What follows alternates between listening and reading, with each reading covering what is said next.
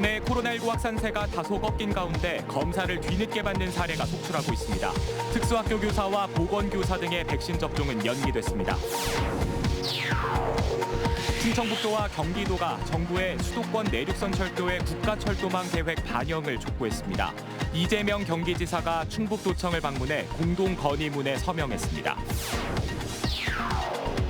충북도의원 보은선거구 재선거에서 국민의힘 원가피 후보가 당선됐습니다. 국민의힘은 도의회 교섭단체 지위를 되찾게 됐습니다. 지난해에 이어 올해도 과수화상병이 농가를 덮칠 걸로 보입니다. 농촌진흥청이 각종 디지털 방제로 원천 붕괴에 나섰습니다. 여러분 안녕하십니까? CJB 8시 뉴스 시작합니다. 충북의 코로나19 확산세가 다소 누그러들었지만 증상이 발현된 지 며칠이 지나 뒤늦게 검사를 받는 사례가 속출하고 있습니다. 보건교사 등에 대한 아스트라제네카 백신 접종은 일단 연기됐는데 실제 접종 동의율이 60% 정도로 높지 않은 것으로 알려졌습니다. 김기수 기자입니다. 도내 코로나19 신규 확진자는 청주에 집중되고 있습니다. 인후통 등의 증상을 보인 20대와 30대가 코로나19 양성 판정을 받았는데 증상이 발현된 지 열흘이 넘어서야 검사를 받았습니다. 검사를 늦게 받으면 지역사회 전파 가능성이 높아지는데 방역당국이 가장 우려하는 부분입니다. 당초 오늘부터 특수학교 교사와 보건교사 등을 대상으로 예정됐던 백신 접종은 연기된 상태입니다. 혈전 문제 등 안전성 논란이 일자 방역당국은 이번 주말 전문가와의 논의를 거쳐 접종 재개 여부를 발표할 방침입니다. 안전성과 과학적 근거를 가장 중요하게 고려하고 있고 앞서 예방적 차원에서 접종을 중단했던 만큼 각계 전문가 의견을 충분히 수렴하여 도내에선 2,900여 명의 특수학교 교사와 보건교사가 1차 접종 대상인데 접종 동의율은 60% 정도에 그친 것으로 알려졌습니다. 불안한 부분도 있지만 일단 정부에서 국민 안정을 위해서 잠정 연기를 했으니까 검증 결과를 기다려봐야 할 것 같습니다. 내일 거리두기 단계 조정이 발표되는 가운데 충북의 급속한 확산세는 다소 수그러들었지만 전국적인 상황은 하루 확진자가 700명까지 증가하는 등 심각한 국면이라는 시각이 많습니다. CJB 김기수입니다. 수도권 내륙선 철도 건설을 공동 추진하고 있는 경기도와 충청북도가 정부의 국가철도망 계획 반영을 재차 촉구했습니다. 오늘 이재명 경기지사가 충북도청을 찾았는데 결실을 맺을 수 있을지 주목됩니다. 구준회 기자입니다. 이재명 경기지사와 이시종 충북지사, 화성, 안성, 청주, 진천시장 군수가 수도권 내륙선 국가철도망 계획 반영을 촉구하는 공동 건의문에 서명합니다. 이들 지자체는 2019년부터 수도권 내륙선 구축을 위해 협력해오고 있습니다. 오랜 기간 국가 철도 서비스에서 소외되면서 불균형 발전의 피해 지역이란 공통점이 있습니다. 수도권에서 발생하고 있는 뭔가 심각한 문제들의 뿌리도 자세히 들여다보면 대한민국의 균형 발전보다는 일극 중심의 수도권 집중이 원인이었다. 수도권 내륙선은 수석 고속철도가 지나는 경기도 동탄에서 진천을 거쳐 청주공항까지 78.8km를 잇는 광역 철도입니다. 동탄에서 청주공항까지 34분이면 닿을 정도로 접근성이 크게 좋아지고 경제적 효과는 무려 5조 2천억 원으로 추산됩니다. 화성시는 새로운 철도교통의 허브로 부상하는 등 각 지역이 새로운 발전 기회를 얻게 될 전망입니다. 500만 이상 가는 공항으로 내륙에 있어서는 가장 활성화될 것으로 기대하기 때문에 이 내륙선 철도가 갖는 의미가 크다고 생각합니다. 정부는 조만간 공청회를 연 뒤 상반기 중 4차 철도망 계획을 확정할 것으로 알려졌습니다. 충청북도는 철도 예산 확대를 통한 계획 반영에 주력하고 있습니다. 고용 성장, 국가 균형 개발, 구린 뉴딜을 실현한 대표적 노선이 될 것입니다. 경기 남부와 충북을 종단해 철도 접근성을 획기적으로 높이자는 담대한 구상이 정부 계획으로 채택될지 관심이 모아지고 있습니다. CJB 구준혜입니다. 충북 도의원 보은선거구 재선거에서 국민의힘이 승리했습니다. 충북에선 비록 도의원 1명을 뽑는 선거였지만 서울시장과 부산시장 선거 결과와 맞물려 내년 양대 선거를 앞둔 정치권에 던지는 메시지가 결코 가볍지 않아 보입니다. 조상우 기자입니다. 민주당과 국민의힘, 무소속 3자 구도로 치러진 보은군 도의원 재선거에서 국민의힘 원가피 후보가 당선됐습니다. 원가피 후보는 41.2%를 득표해 무소속 박경수 후보를 4.6%포인트 차로 따돌렸습니다. 민주당 김기준 후보는 22.3%에 그쳤습니다. 국민들께서 제가 그동안 지난 4년 동안 군의회에서 의정활동을 통해서 보여준 모습과 또 제가 그동안 살아왔던 모습을 그대로 인정해 주셨다고 저는 생각합니다. 전국 21개 단위에서 치러진 이번 재보궐선거는 충북에선 보은군 도의원 재선거 한 곳만 치러졌습니다.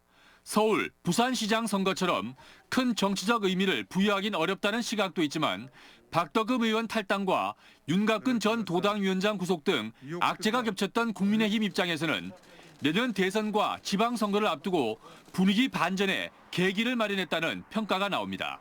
무소속으로 나온 후보도 정치의 뿌리가 국민의힘이 있기 때문에 합치면 70%가 넘습니다. 국민의힘에게 굉장히 고무적인 그런 현상이라고 할 수 있겠습니다. 공직선거법 위반에 걸린 박재환 전 도의원의 자진 사퇴로 도의회 내 군소정당으로 전락했던 국민의힘은 이번 재선거에서 승리하면서 다시 5석을 확보해 교섭단체 지위를 되찾게 됐습니다. 민주당 충북도당은 국민의힘 소속 당선자가 초래한 재선거에서 참패하면서 내년 대선과 지방선거를 앞두고 고민이 커지게 됐습니다. CJB 조상우입니다. 한번 걸렸다 하면 매몰 외에는 방법이 없어서 과수의 코로나라 불리는 과수 화상병이 올해도 농가를 위협할 것으로 보이는데요. 개화기를 맞아 농촌진흥청이 예측정보 시스템 등 각종 디지털 방제로 과수 화상병 원천 봉쇄에 나섰습니다. 이윤영 기자입니다. 지난해 전국에서 과수 화상병 피해가 가장 심각했던 충주시 산청면. 이종권 씨 역시 키우던 사과나무의 80%를 땅속에 묻어야만 했습니다. 아유, 농가들이 다 특히 사모님들은 울고 난리가 났어요. 이래서 사과 농사를 짓다가 다른 거 대체작물 콩이나 들깨 이런 거 심어서는 소득이 얼마 안 돼가지고. 지난해 전국 과수원 400헥타르를 못 쓰게 만든 과수 화상병. 특히 올해는 개화 시기가 열흘 가까이나 빨라지면서 방제에 비상이 걸렸습니다. 이에 농촌진흥청이 과수 화상병을 원천 봉쇄하겠다며 디지털 방제에 나섰습니다. 과수 화상병이 언제쯤 발생이 될 건지에 대한 예측을 하는 시스템이 있습니다. 그 예측 시스템을 금년도부터 시범적으로 좀 도입하고 있고요. 개화기꽃 감염 위험도와 꽃 병증 예측일 등을 미리 농가에 알려줌으로써 사전 방제에 나서겠다는 겁니다.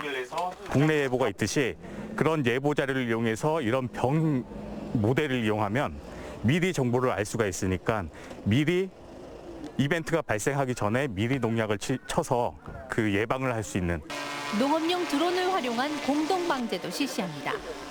개화기를 전후로 미생물 약제를 살포해 화상병균이 나무에 침투하는 것을 미리 막기 위해서입니다. 나무에 구멍을 뚫어 약제를 주입하는 수간주사 실증 시험도 본격 추진합니다. 수간주사도 일단 저희들이 작년에 발병을 억제하는 걸 확인했습니다. 그래서 이런 것들이 실제로 얼마나 장기간 동안 효과를 볼 수 있는지 그런 것들 올해 검증을 해서. 과수의 코로나로 불리는 과수 화상병은 지난해 전국 744개 농가, 특히 충북 충주에서 절반에 가까운 348농가에서 발생해 큰 피해를 입었습니다. CJB 이윤영입니다. 코로나19로 외국인 노동자의 입국길이 막히면서 영농촌 농가의 고충이 이만저만이 아닌데요. 충청북도와 대학 그리고 농협이 대학생들에게 학점을 인정해주는 농촌인력 지원 사업을 전국 최초로 도입했습니다. 안정은 기자가 현장을 다녀왔습니다. 진천의 한 수박 재배 농가에 대학생 20여 명이 모였습니다. 학생들이 해야 할 일은 수박 새순 정리하기. 처음 해보는 일에 작업 속도는 더디지만 집중도만큼은 최고입니다. 솔직히 좀 덥고 힘든데 그래도 제가 다른 농사지는 분들한테 도움 되는 거니까 기쁘게 일하고. 하우스 밖에선 폐비닐 수거 작업이 한창입니다. 안에 파종하고 이럴 줄 알았는데 뭐 이런 생소한 비닐 뜯기 작업도 처음 알았고 이런 걸 어르신들이 하시기에는 많이 힘들 것 같아서 저희가 하는 거가 되게 뿌듯합니다. 충청북도와 대학, 농협이 손을 잡고 전국 최초로 학점을 인정해주는 대학생 농촌인력 지원 사업을 시작했습니다. 대학과 농협과 자원봉사센터가 추가됐는데 앞으로 각 유관기관 단체와 부족한 일손을 돕도록 힘써 나가도록 하겠습니다. 대학생까지 동원하는 고육지책은 농촌의 심각한 인력난 때문입니다. 실제로 농촌 인력의 대부분을 차지해온 외국인 노동자가 지난해부터 코로나19로 한 명도 입국하지 못했습니다. 국내 인력은 일당을 떠나 구하기가 어려운 게 현실입니다. 돈을 아무리 많이 줘도 와서 해달라 그러면은 에이 차라리 그냥 놀지 안 가요 이런 식으로 아예 안 오려고 합니다. 그래서 학생들이 이렇게 그나마 와주니까 너무나도 고맙고. 대학생 인력지원단이 극심한 농촌 일손 부족 현상을 얼마나 해소할 수 있을지 주목되고 있습니다. CJB 안정은입니다.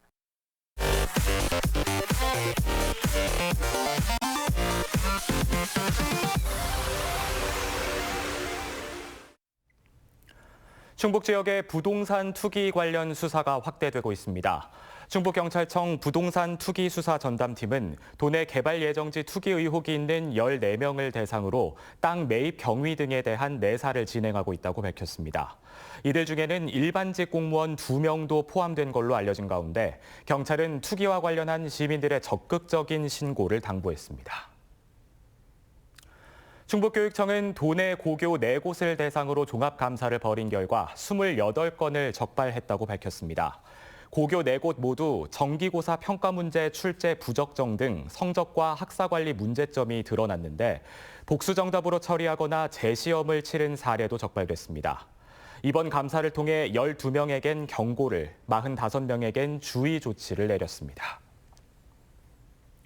충북 시군의회 의장협의회가 미얀마 군부 쿠데타 규탄과 민주주의 회복을 위한 결의문을 채택해 국회와 외교부 등에 전달했습니다. 결의문에는 미얀마 군부의 민주주의 파괴 행위를 강력 규탄하고 구금자 석방과 국제사회 공동 대응, 미얀마 국민의 민주화 노력 지지 등 4가지 사항이 담겼습니다.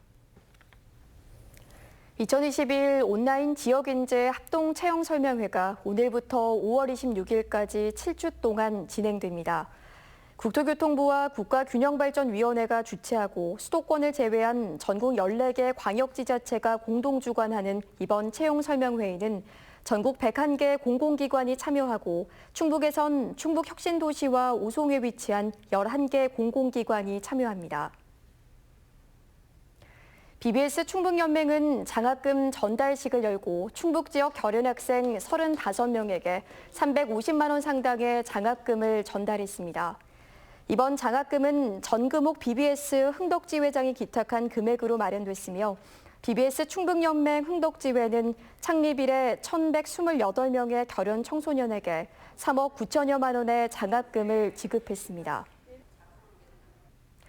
괴산군 쌍곡계곡의 생태탐방로 조성이 추진됩니다. 군은 59억 원을 들여 쌍곡 삼거리에서 절말마을까지 5.3km 구간에 생태탐방로를 조성해 관광 자원으로 활용한다는 계획입니다. 최근 환경부와 국립공원공단의 현장 답사를 마친 적정성 평가 결과는 오는 6월쯤 나올 예정입니다. 한국관광공사가 보은군 3년 산성과 증평군 3기 저수지 등잔길을 봄 시즌 비대면 안심관광지 25선으로 선정했습니다.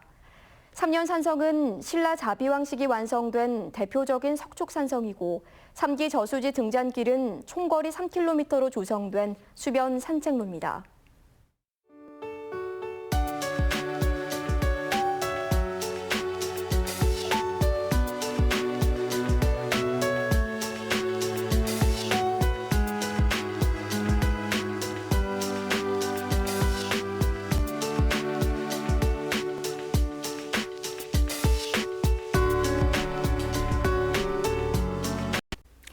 이상으로 CJB 8시 뉴스를 모두 마칩니다. 시청해주신 여러분 고맙습니다.